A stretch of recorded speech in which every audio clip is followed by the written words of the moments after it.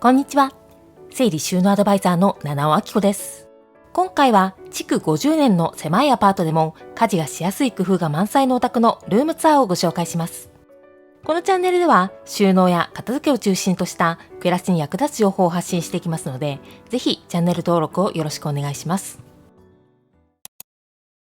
今回取材したのは 2K のアパートに小学4年生の娘さんとお二人住まいのお宅です。なんと築50年のお住まいだそうで、かなり構造も古く、収納スペースも限られるお住まいながら、ご家族共用のものはもちろん、小学生の娘さんのものも管理しやすく収納されています。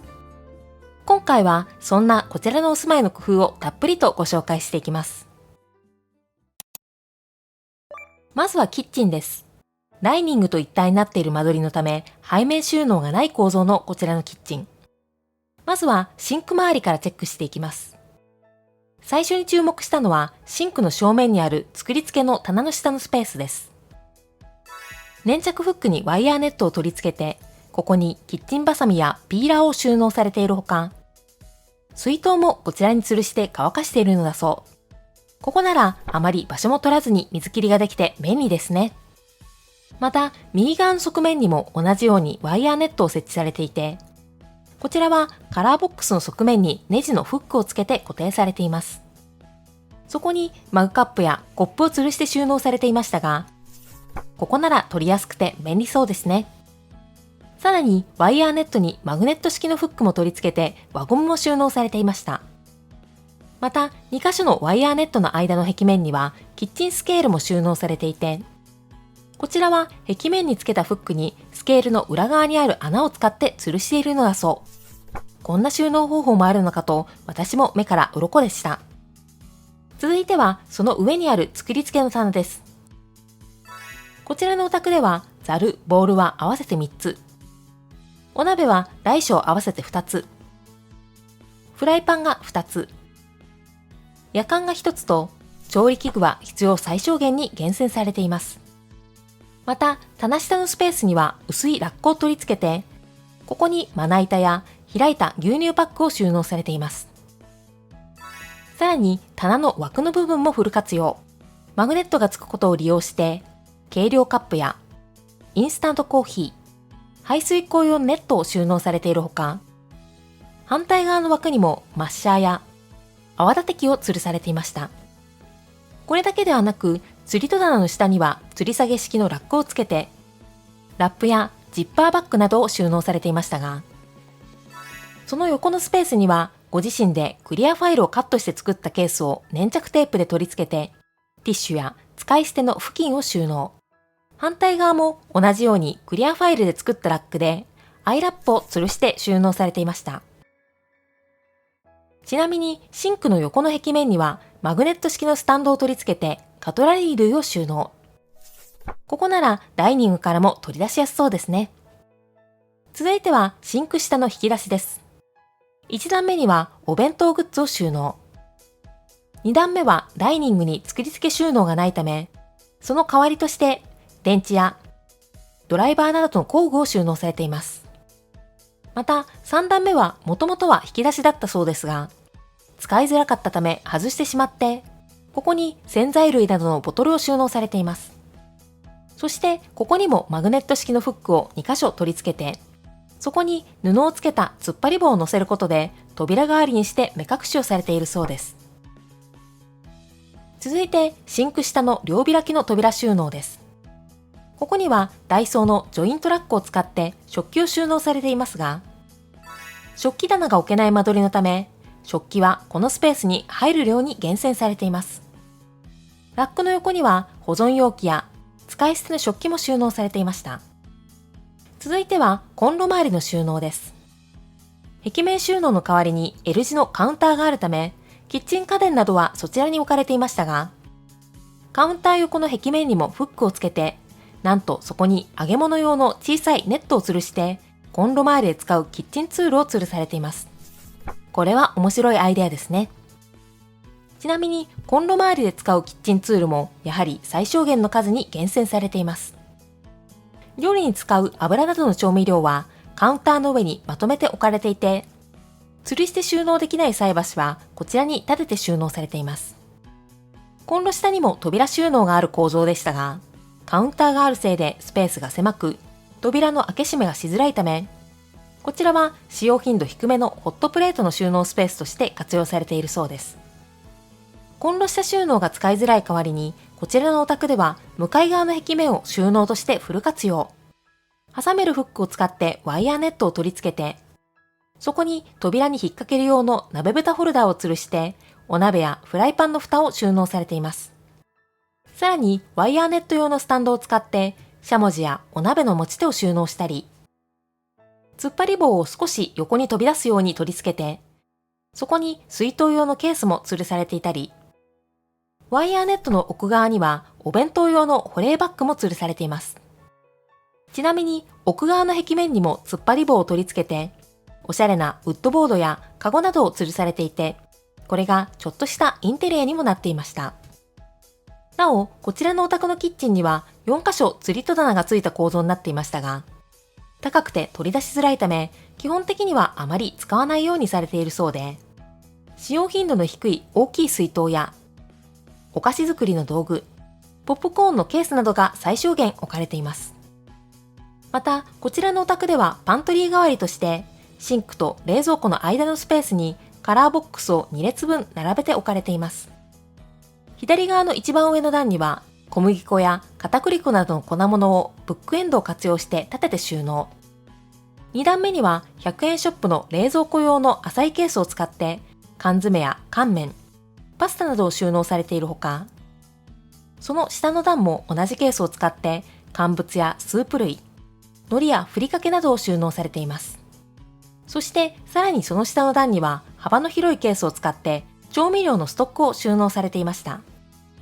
実はこちらのお宅では以前ファイルボックスを使った隠す収納を取り入れていたこともあったのだそう。ですが忙しいとケースを引き出すのが手間でなかなか続かなかったため、現在は多少生活感が出ても管理がしやすく、ケースを引き出さなくてもワンアクションで取り出せる収納を多く取り入れるようになったのだそうです。その代わり来客時には生活感が隠せるように、カラーボックスの上には突っ張り棒でカーテンを取り付けて、必要な時にはさっと閉められるように工夫されていました。続いてカラーボックスの左側下段です。ここには水筒や飲み物のストック、カップ麺のストックやお米、調味料のボトルを寝かせて収納されています。こちらは右側のカラーボックス上段です。ここにはキッチン周りの消耗品ストックを収納。その下には救急用品を収納されていて、その下のお子さんでも手が届きやすい高さにはお菓子や飲み物のストックを収納されています。ちなみに飲み物が入ったケースの後ろ側には突っ張り棒用のストッパーをカラーボックスにネジ止めして固定して、ケースが斜めになるように置かれています。こうすることで手前の飲み物を取ると自動的に飲み物が前に出てくるようになっていて、まるでコンビニのようなアイデアに私も驚きました。続いてはダイニングです。キッチンと合わせて約5畳ほどとコンパクトなスペースになっているこちらのダイニング。まずはダイニング横のコーナーからチェックしていきます。テーブルの奥のスペースにはニトリの長い突っ張り棒を2本つけて、そこにワイヤーネットを設置したコーナーを作られていて、お子さんの学校のプリントなどがマグネットで貼り付けられるように、100円ショップの工具コーナーで見つけた穴の開いた金具を結束バンドで取り付けて、そこにマグネットをつけているのだそう。ご自身のニーズに合った商品を見つけるのが本当に上手だなと私も驚きました。その下のスペースにはダイニング周りでよく使う小物を収納されていて、ボックスティッシュやウェットティッシュ、除菌スプレーのほか、付箋や目薬、ホチキスやメモ、ペン類や糊、ハンコ、ハサミやカッター、定規、リモコンなどよく使うものがさっと取り出せるように収納されていました。続いてダイニングのすぐ近くにある冷蔵庫周りの収納です。ここには主に普段使う書類を収納されています。冷蔵庫の上にはお子さんの学校や習い事関係の書類、保険の契約書や家電の保証書などの長期保管の書類を収納されていましたが、その横には医療費の明細や光熱費、通販の明細書など2年または5年分保管すると決めた書類を貯めておくケースを用意されていて、中にはそれぞれの年数分に合わせたクリアファイルを入れて、それがどの年の分かわかるようにラベリングをして、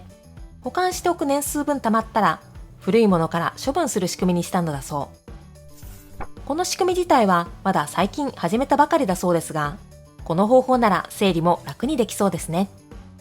ちなみにその後ろには紙袋やお菓子などを小分けにする用の袋を収納。その上には吊り下げラックを使ってテプラも収納されています。冷蔵庫の前面にはママとお子さんの予定を管理するためのカレンダーを吊るされていて、白いマスの上段はママの予定、下段はお子さんの予定、そしてピンクの部分は提出物と誕生日が記入できるようになっているそうで、なんとこのカレンダーはご自身で作っているのだそう。カレンダーの下にあるケースは100円ショップの蓋付きバインダーの蓋の部分をカットしたものを貼り付けて、提出が必要なプリント類を収納。小さい封筒も埋もれないように、手前に英語サイズのクリアファイルも貼り付けて、ポケットが2段になるようにしているそうです。また、その横にはお子さんのプールカードなどを入れるポケットもあり、すぐ近くに体温計とペンも収納されているため、測ったらすぐに記入できるようになっています。その横にはお子さんの学校のテストを教科別に入れられるポケットや、封筒、請求書などの紙物文具を収納したウォールポケットも設置されていました。なお、こちらのお宅のダイニングは機能的なのはもちろん、生活感を緩和するために可愛いインテリアも取り入れられています。こんな風にフェイクグリーンや小さいカゴを吊るしたり、ダイニング横のコーナーにもドライフラワーを飾ったり、ディスプレイ小物が壁面に飾られていたりと、ナチュラルテイストの可愛い小物があちこちに散りばめられているため、それがあるおかげで生活感が出がちなワンアクション収納が中心でも、少し可愛らしい印象がプラスされて、おしゃれな印象のダイニングになっていました。続いては洗面所です。とてもコンパクトで収納もほとんどないスペースながら、様々な工夫を凝らしてお使いになっているこちらの洗面所。鏡の下には小さな台がついた構造でしたが、これではスペースが足りないため、ご自身で木製の板を購入して乗せることで、物が置けるスペースを拡大されたのだそう。木製なのでナチュラルな雰囲気もプラスできてとても素敵ですね。その台の上にはママのメイク道具やスキンケア用品、うがい薬やコップを収納されています。鏡の上には突っ張り棒を取り付けて、綿棒やヘアアイロンを吊るして収納。綿棒収納にはナチュラルなカゴを使ったり、フェイクグリーンも一緒に飾られているのがとてもおしゃれですね。続いては鏡の下のスペースです。ここには突っ張り棒2本とワイヤーネットを取り付けて、歯ブラシや歯磨き粉、歯間ブラシなどを収納。また、洗面台の左側にはドライヤーや洗濯ネットを吊るして収納。右側にもフックでワイヤーネットを設置して、入浴剤やケア用品、ペーパータオルを収納されています。洗面台下も作り付け収納がない構造でしたが、ダイソーのワゴンを設置して、洗剤やボディーソープなどを収納。その横にはバスタオルやランドリーバスケットを置かれています。さらに洗面台の上のスペースにも突っ張り棒2本と突っ張り棒用の棚板を組み合わせて収納スペースを作られていて、ここには掃除用品やケア用品、歯ブラシや紙コップなどのストックを収納されていました。そしてこれだけではなく、なんとトイレの扉にもワイヤーネットをつけて収納としてフル活用。こちらはヘアメイク用品コーナーとしてヘアクリップやヘアスプレー、ブラシ、ヘアゴムやヘアピンなどを収納されていました。ちなみに洗面所のすぐ横にあるトイレも作り付け収納が全くない構造のため、突っ張り棚を取り付けて、そこにトイレットペーパーやサニタリー用品を収納されていました。続いては玄関です。こちらも洗面所同様、作り付け収納がほとんどない構造ながら、いろいろな工夫をされています。玄関でまず注目したのがこちらのラックです。ダイニング横のラックと同じように、こちらも大きい突っ張り棒2本にワイヤーネットを組み合わせて作られていて、ここにはお出かけの際に使うママの帽子やショルダーバッグ、リュックを吊るして収納されています。その下には木製の板で作った棚を設置されていて、そこに可愛いカゴを組み合わせて、お出かけの時に持っていく除菌シートやティッシュ、マスクなどを収納。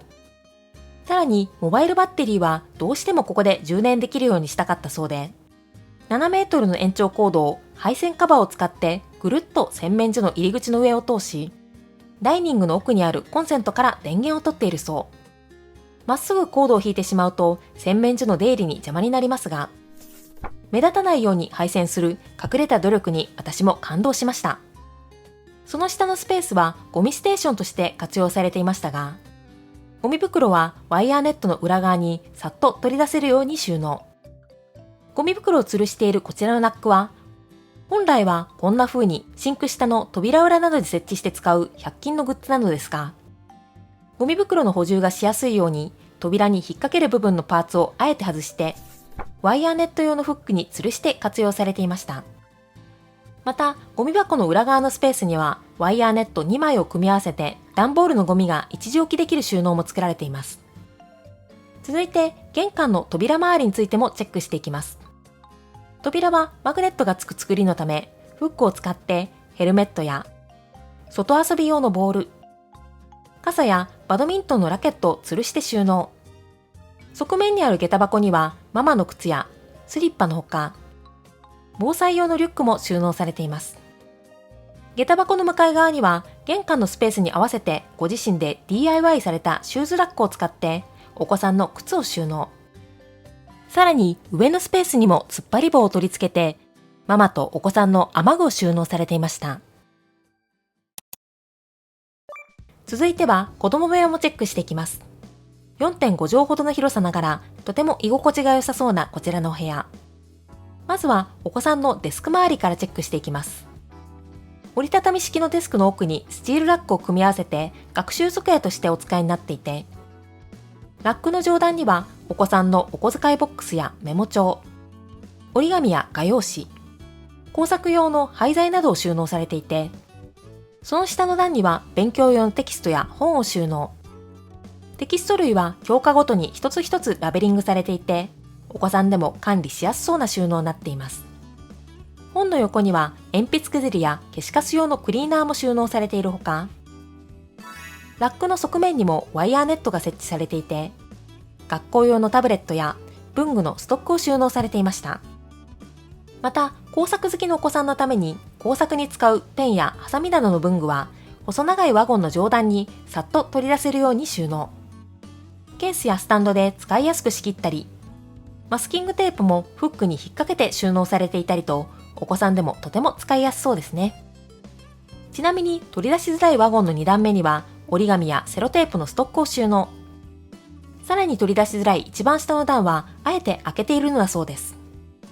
なお、スチールラックの一番下の段も取り出しづらいため、Wi-Fi 用のルーターだけを置いて収納としてはあえて使っていないそうです。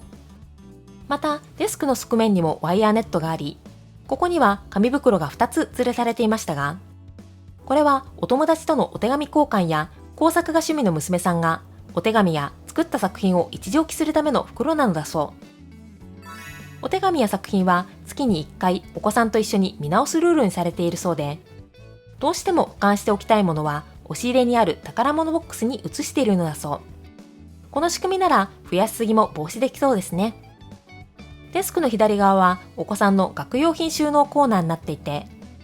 一番上の段にはランドセルや普段学校に持っていくハンカチ、ティッシュなどを取り出しやすく収納。その下の段には教科書や上履き、図書館で借りた本や学校で使う文具のストックを収納されています。それ以外のスペースは絵の具や鍵盤ハーモニカなど、長期休みの際に持ち帰った学用品の収納スペースにされていて、この日はお子さんの夏休み中だったため、スペースが埋まっている状態でしたが、普段はスペースを空けていらっしゃるそうです。その横の本棚にはお子さんが読む本が収納されていましたが、その上のスペースにはお子さんの小学校の通知表や作品、賞状をケースに入れて収納されていたり、お子さんが習い事で頑張っているという空手のメダルや、これまでに使った帯を素敵に飾って収納されていました。また、押し入れの横のスペースはお子さんの身支度コーナーにされているそうで、ハンガーラック付きのワゴンにはお子さんが習い事で使う道具や道着、リュックなどを取り出しやすく収納。お子さんがお出かけの時に使うバッグや帽子などもワイヤーネットに吊るして収納されていました。続いてはこちらのお部屋の押し入れです。主にかさばるストック品の収納スペースとしてお使いになっているこちらの押し入れ。上段はスチールラックを置いて空間を仕切られていて、トイレットペーパーやティッシュ、洗剤の詰め替え用ストックのほか、手前にはマスクのストックも収納されています。なお、ティッシュはお子さんでも交換ができるように、最近ワイヤーラックで作った棚を手前に置いて、お子さんでも届くように改良されたそうです。また、下段右側には防災用の備蓄として、カイロやガスボンベ、水のストックも収納されています。ストックの量は比較的しっかり確保されているこちらのお宅ですが、量が溢れないように上限を決めているのだそう。例えば、現在はトイレットペーパーの定位置には3パックしか入らないため、それ以上は買わないように注意されているのだそうで、何か物を買うときは、まずどこに置くのかという収納場所を考えて、スペースが足りないけれどどうしても欲しいものがあった場合には、先にスペースを確保してから買うようにしているそうです。ちなみに、押し入れ上段右側にはプリンターを置かれていて、ママのワークスペースとしてもお使いになっているそう。押し入れの手前に小さいデスクとパソコンも置かれているため、ちょっとした作業はここでできるようにされているそうです。なお、押し入れ下段左側はお子さんのおもちゃコーナーになっていて、先ほどご紹介したお子さんの宝物ボックスが置かれているほか、時々遊ぶおもちゃもカラーボックスを使って収納。また、お子さんはぬいぐるみが好きなのだそうですが、増やしすぎないよう、ぬいぐるみはこのボックスに入る量を上限にして、時々見直しをされているそう。スペースが限られるお宅でも、すっきり暮らせている理由がここからも見て取れますね。そしてこちらの押し入れも突っ張り棒をつけてカーテンで目隠しできるようにされています。普段は開けっぱなしにしているそうですが、お子さんのお友達が来た時などカーテンを閉めれば生活感が隠せるので便利ですね。では最後に寝室もチェックしていきます。テレビがあるためリビング代わりとしてもお使いになっているこちらの寝室。クローゼットがない間取りのためスチールラックを2台並べて、こちらにママとお子さんの洋服を収納されています。右側のスチールラックにはママの服を収納されていて、ハンガー掛けの洋服はトップス、ボトムス、いずれも最小限に厳選されていて、礼服などの普段着ない服は側面につけたフックに吊るして分けて収納されています。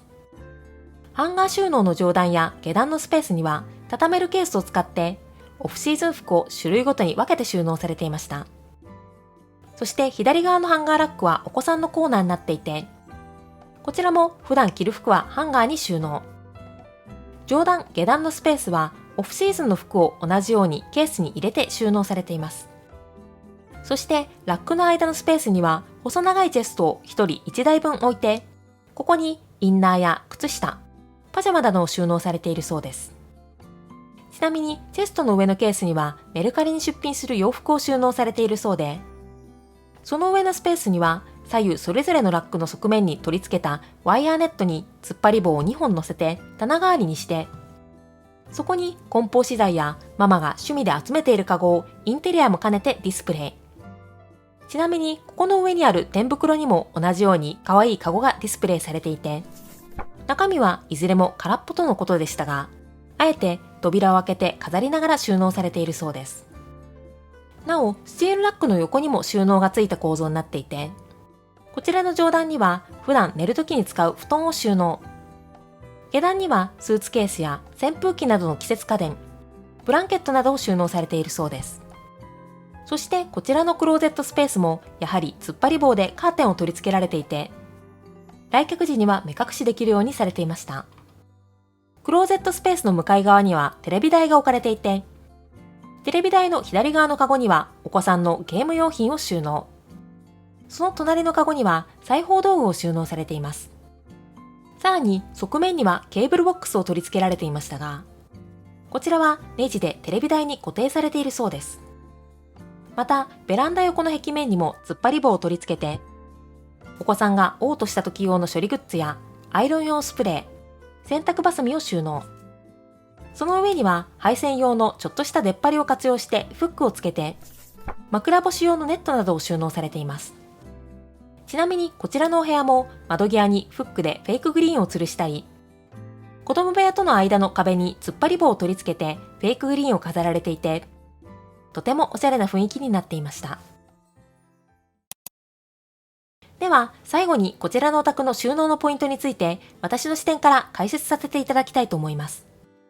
こちらのお宅のポイントは、ワンアクション収納と見た目を両立する工夫です。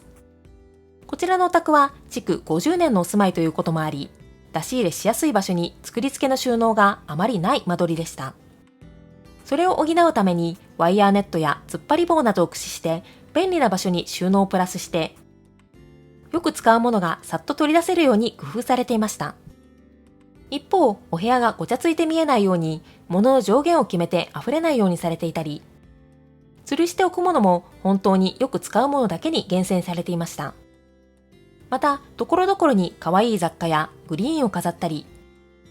突っ張り棒でカーテンを取り付けて来客時には目隠しできるように工夫されていました。